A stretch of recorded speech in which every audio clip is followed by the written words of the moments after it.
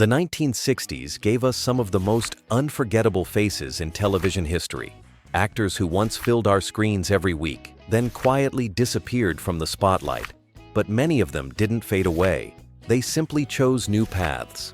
In this video, we'll look back at 18 forgotten 60s TV actors who quietly changed careers. Tina Louise. Tina Louise will always be remembered as Ginger Grant from Gilligan's Island. But after the show ended in 1967, she wanted to shed her image as the glamorous movie star.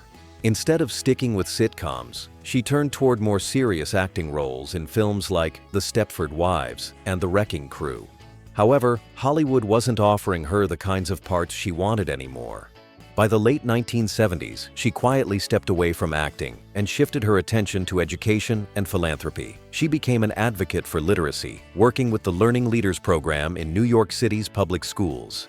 She also wrote children's books that encouraged reading, including When I Grow Up. Today, she's remembered not just as a TV icon, but as a passionate supporter of education. Don Grady, best known as Robbie Douglas on My Three Sons. Don Grady was a household name during the 60s. But once the long-running sitcom wrapped, he chose a completely different path: music. He had always been passionate about it, even composing for the show at times.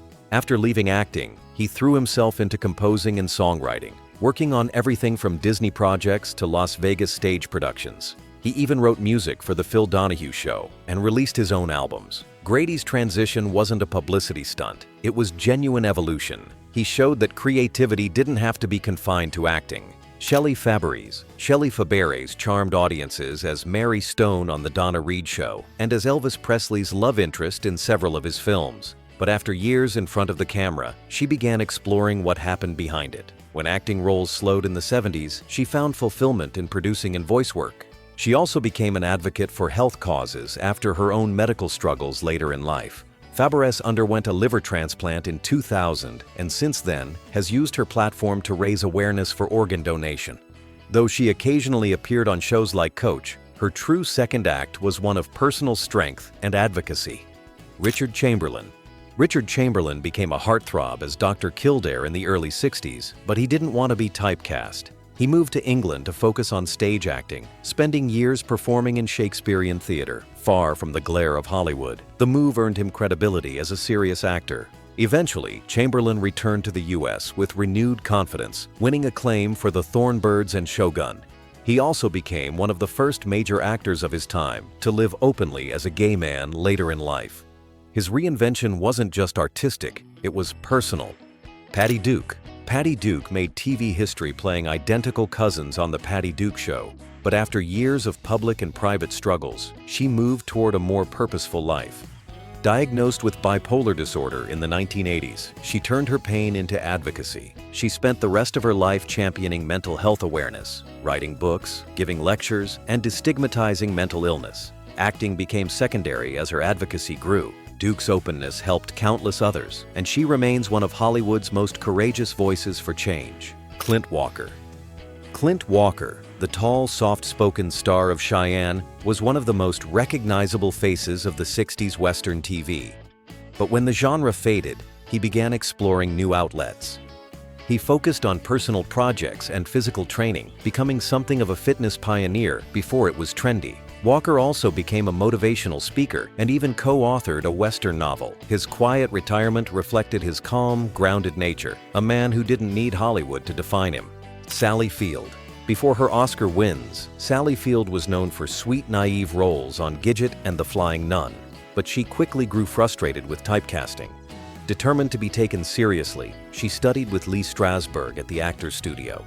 The transformation was remarkable. She emerged as a powerhouse dramatic actress, winning Oscars for Norma Ray and Places in the Heart.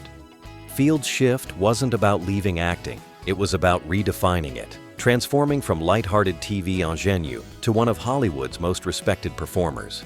If you're enjoying this nostalgic look back at forgotten 60s stars, make sure to hit that like button and subscribe.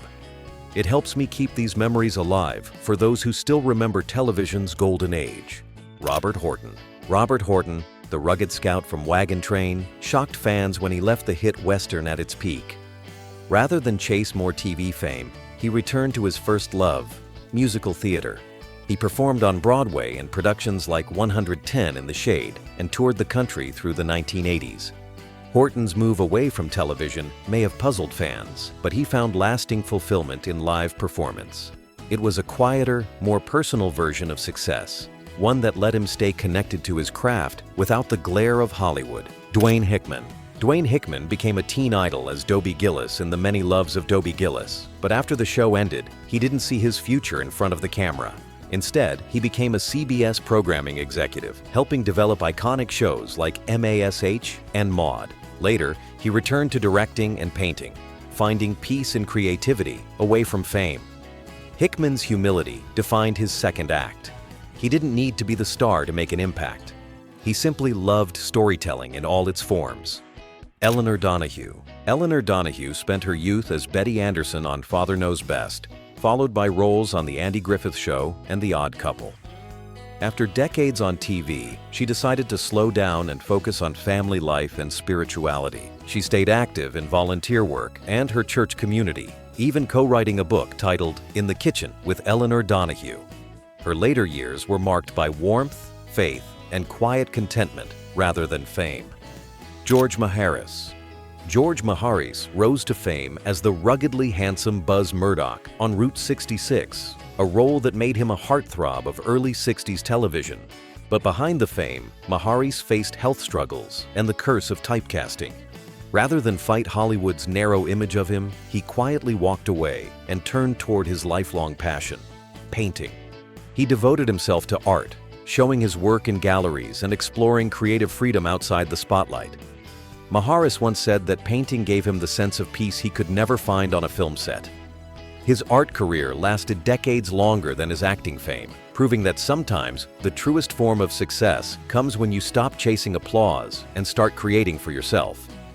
Barbara Eden. Everyone remembers Barbara Eden as the magical genie from I Dream of Jeannie. Her smile, her pink costume, and her charm made her an icon. But after the show ended, she faced the same struggle that many actresses of the era did. Hollywood didn't know what to do with women who outgrew their ingenue image. Instead of fading away, Eden embraced reinvention. She became an author, a stage performer, and a public speaker. Her best-selling memoir opened up about both the glamour and heartbreak of her Hollywood years. She later toured in plays, appeared at conventions, and lent her fame to charity events, always meeting fans with grace and gratitude. Barbara Eden didn't escape her legacy, she celebrated it, showing the world that real magic lies in resilience. Paul Peterson. As Jeff Stone on The Donna Reed Show, Paul Peterson was America's wholesome teen dream. But when the cameras stopped rolling, the harsh reality of Hollywood hit hard. Typecast and overlooked, he struggled to find roles that matched his maturity. Instead of becoming another sad story, Peterson turned his pain into purpose. In 1990, he founded A Minor Consideration, a nonprofit that protects young actors from exploitation. His advocacy work changed real industry policies and gave child performers the guidance he never had. Peterson proved that true legacy isn't built on screen time, it's built on compassion. The boy America loved grew into the man who made Hollywood safer for generations to come. Yvonne Craig.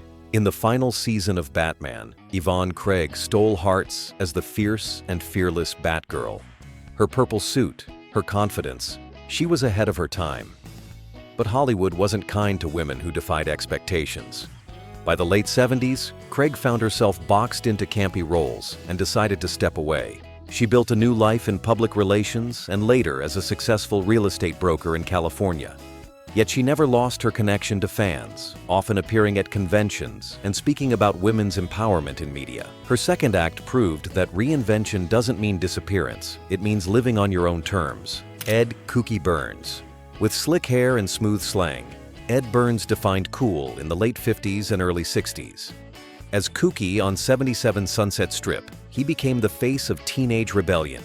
But the fame that made him a household name also trapped him. Every role that came his way wanted the same kooky charm. By the mid-1970s, Burns stepped away from acting and turned to business. He focused on real estate investments and voice work, preferring the calm of private life over the chaos of celebrity. Though he'd occasionally return for nostalgic cameos, he was content watching the world move on. proof that sometimes walking away is the happiest ending. Marta Kristen. To fans of Lost in Space, Marta Kristen will forever be Judy Robinson, the bright and brave daughter of the spacefaring family. But when the show ended, she wanted something more authentic, something she could control. Kristen began painting and photographing, her work eventually finding its way into galleries. She also became deeply involved in charity work and adoption awareness after reconnecting with her biological mother. Her later life revolved around art, animals, and advocacy, a reminder that even childlike dreams can evolve into something beautifully grounded. Jerry Mathers. Few faces are as recognizable as Jerry Mathers, the lovable beaver from Leave It to Beaver. But when the show wrapped, he chose a surprisingly normal path: college, the Air National Guard, and later, a steady career in real estate and banking.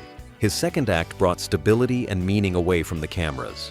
After being diagnosed with diabetes, he became an outspoken advocate for health awareness, using his platform to help others.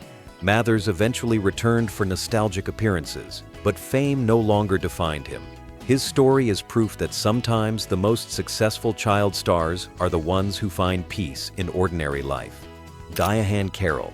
Diahann Carroll broke barriers in the 60s as the first black woman to star in her own primetime TV series, Julia.